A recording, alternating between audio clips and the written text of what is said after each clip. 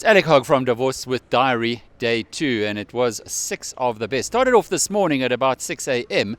When I went along to the Edelman's Trust Survey. They interviewed 33,000 people around the world, and sadly the news for South Africa is not good.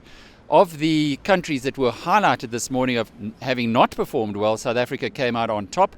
Only 16% of South Africans believe or trust in their government. Interestingly enough, 60% believe that companies are doing a good job.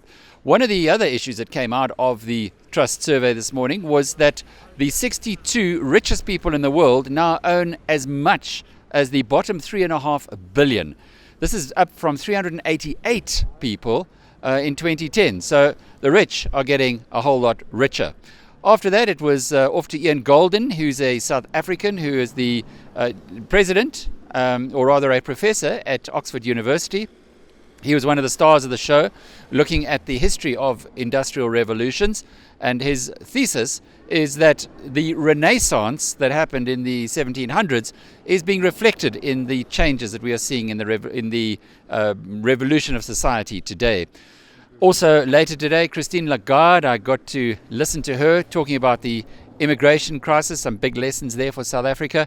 Was able to sit in on Pravin Gordhan's first press conference, I think probably the only one, was a half hour where he came across as, I guess, a little contrite for what South Africa has been through, but he did say that the country has learnt from the crisis.